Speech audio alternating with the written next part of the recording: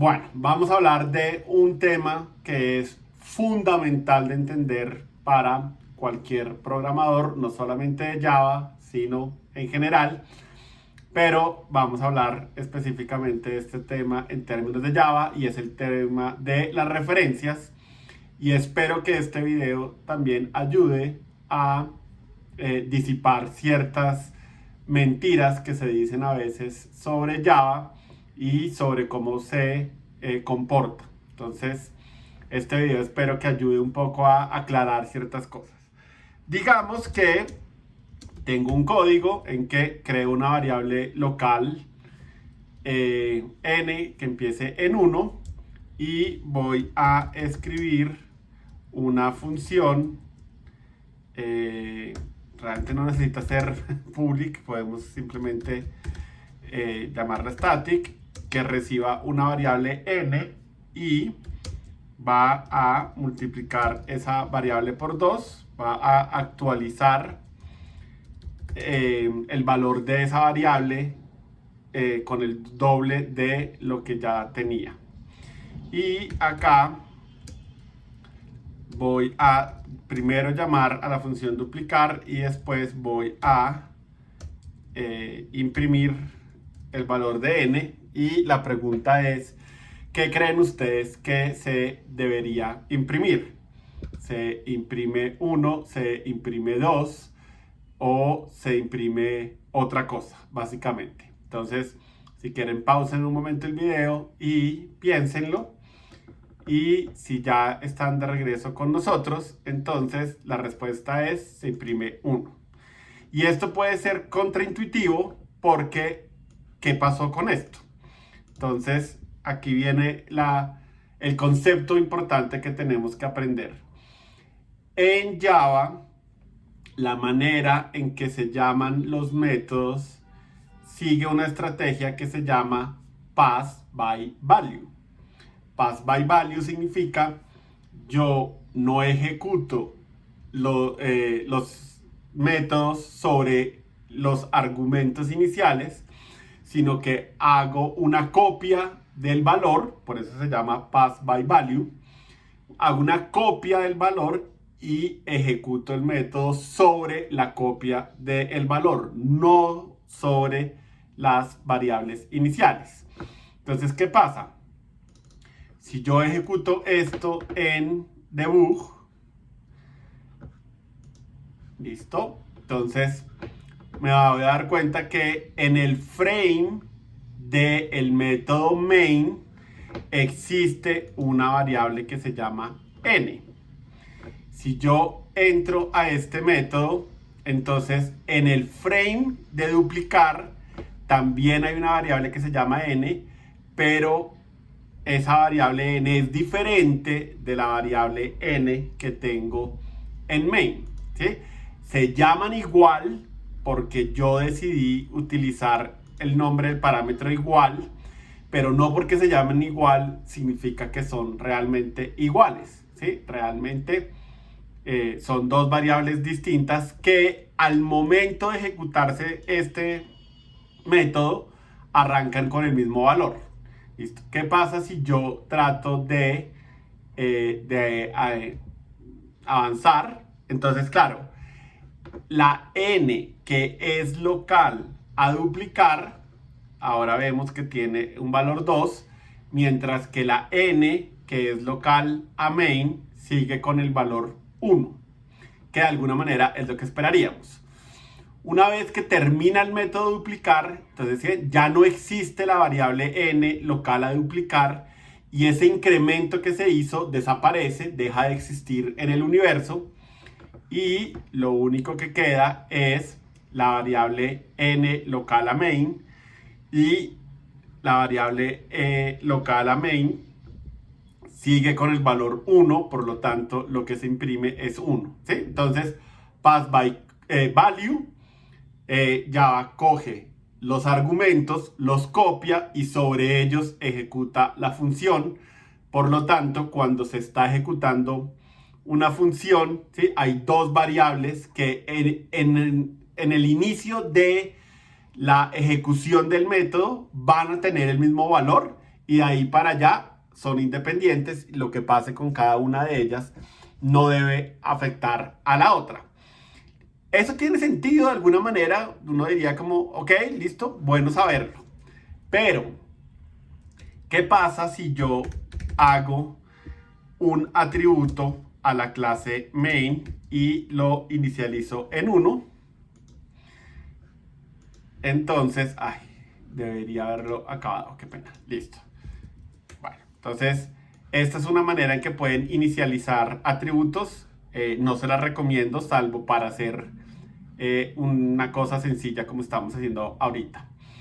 Listo, ahora, ¿qué pasa si entonces yo le digo a él que quiero recibir un parámetro de tipo main? Main es esta clase de acá, y voy a tomar el n de ese objeto que me pasaron y lo voy a multiplicar por 2, y supongamos que aquí quiero hacer un objeto de tipo main.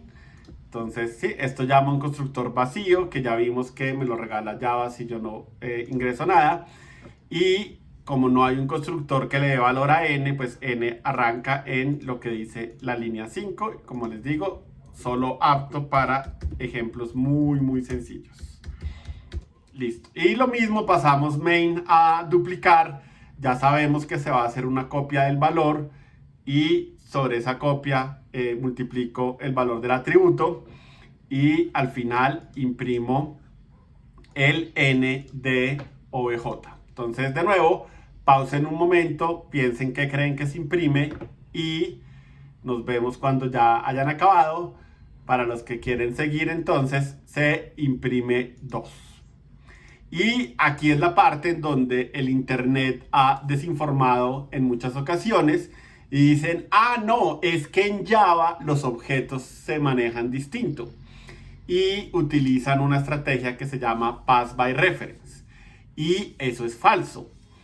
Java tiene una sola estrategia, tanto para primitivos como para objetos, pero el problema es que en Java hasta ahora, hasta el momento en que se filma este video, todos los objetos se manejan a través de referencias. Entonces, ¿qué es una referencia? Una referencia es, yo creo el objeto en otro lugar de memoria que es diferente del stack de ejecución. Lo creo en un lugar de memoria que se llama el heap, y el objeto vive ahí, y desde el stack de memoria lo que hago es crear una referencia a ese objeto. Entonces, el objeto vive en el heap, pero tiene una referencia desde el stack. Y una referencia, para que entiendan un poco como qué puede significar, es básicamente la dirección en memoria del heap en donde se encuentra el objeto que estoy refiriendo. Y esa es una cosa que es muy importante de entender. En Java, al momento en que se filma este video, esto es una referencia a un objeto de tipo main. Yo no tengo un objeto de tipo main, sino tengo una referencia a un objeto de tipo main. Y cualquier objeto que ustedes creen en Java, de nuevo, a la fecha en que se está filmando este video, va a ser una referencia, ¿sí? Entonces, aquí en esta línea ocurren dos cosas diferentes. Número uno, él va y crea un objeto de tipo main en el heap, crea una metainformación al respecto de la clase, ¿sí? de qué es exactamente la clase, genera un espacio para almacenar un entero, porque esos son los atributos que hay. Y una vez que termina de hacer eso, entonces ahí sí, en el stack de ejecución, se crea esta referencia obj. Y de nuevo, lo correcto sería decir que obj es de tipo referencia a main. ¿Por qué nadie dice eso? Porque es muy largo. Entonces la gente se acostumbra a decir, creemos una variable de tipo main. Yo lo hago igual, pero si fuéramos muy estrictos, deberíamos decir que estamos creando una referencia a un objeto de tipo main. Entonces, ¿qué pasa? Cuando yo llego acá, la estrategia pass by copy se efectúa, ¿sí? Java no tiene excepciones en ese sentido, y crea una copia a la referencia. Entonces, ¿qué pasa? Tengo dos referencias que conocen un mismo objeto, ¿sí? Pero la copia se hace a la referencia. Entonces, el problema no es que se cambie la estrategia para objetos, sino el problema es que los objetos se manejan por referencias. Entonces, nuevamente, ejecutemos esto con el debugger.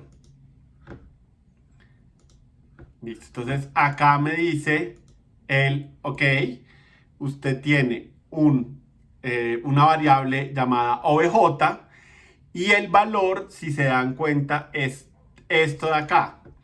Esta parte de acá es la dirección en memoria en hexadecimal en que en mi máquina se creó el objeto. Obviamente en diferentes máquinas el valor va a ser distinto. Inclusive si yo ejecuto este código en momentos diferentes de mi computador, seguramente la dirección va a ser diferente, ¿sí? Entonces, acá no hay SN. De hecho, si se dan cuenta, el debugger me dice, yo lo que veo es una variable que se llama obj. Si yo lo expando, entonces lo que él hace es ir al objeto que está en el heap referido por esta dirección y me demuestra cuáles son los atributos que hay en ese objeto en el heap. Una vez que yo entro al método duplicar, entonces nuevamente, ¿sí? Hay dos frames, main y duplicar. En el frame de main tengo un obj y en duplicar tengo esta llamada copia. Pero si se dan cuenta, la dirección en memoria es la misma, ¿sí? La dirección de memoria termina en A3E y la dirección de memoria acá termina en A3E. Si quieren revisar todos los dígitos, ahí están. Pero dos referencias, que en este caso se llaman diferentes, se podrían llamar iguales, pero no importa. Lo importante es las dos referencias conocen el mismo objeto. Entonces, ¿qué pasa? Cuando yo hago copia.n, lo que le estoy diciendo es, ok, copia, vaya al ambiente de ejecución, vaya al objeto que conoce copia y a el valor de n, multiplíquelo por 2. Y como ese objeto en memoria también es conocido por obj, pues cuando yo trate de verificar el valor de n desde main, pues lo veo cambiado porque lo que cambió fue lo que estaba por fuera del stack de ejecuciones, ¿sí? Entonces, acá de nuevo yo hago esto, se desaparece el frame de duplicar, se desaparece esa variable copia, pero de nuevo el cambio ya ha sido efectuado y efectivamente cuando yo imprimo, pues imprimo el valor de 2, que fue el cambio que hice allá, ¿sí? Entonces, esta es la moraleja súper importante que hay que tener en cuenta. En Java, los objetos el día en que se está filmando este video solo se manejan por referencias. Y les voy a contar un poco por qué soy tan insistente a la fecha que se está grabando este video. Hay una propuesta ya en el lenguaje para que yo pueda crear clases cuyos objetos no se vayan a manejar por referencias. Esa es una propuesta hasta ahora, aún no está de ninguna manera disponible. Entonces, esto va a ser cierto, es cierto ahora y va a ser tiempo, al menos un tiempo más. Seguramente cuando eso cambie, voy a hacer un video para explicar ese cambio, pero por el día de hoy al día de hoy, esto es lo que tiene Java, ¿sí? Entonces, entendamos que todo se hace con pass by value. Todos los objetos hoy en día se manejan por referencias. Cuando yo llamo un método, hago una copia, una referencia, y los cambios que haga al objeto referido desde un método van a ser visibles por fuera, ¿sí? Ahora, si eso causa escalofrío, debería causarles escalofrío porque esa es una de las razones por las cuales se causan más errores cuando se está codificando un software entre varias personas. Que alguien coge un objeto, lo modifica y las otras personas que están escribiendo también código no saben que eso va a pasar y asumen que no va a pasar. Entonces, hay que tenerlo en cuenta, digamos. Hay recomendaciones que vamos a ver, pero lo importante es que por ahora entiendan esos dos conceptos, ¿no? Pass by value y referencias para los objetos en Java. Entonces, esa era la introducción a este tema y vamos a ver entonces un poco qué cosas hay que tener en cuenta con estas consideraciones.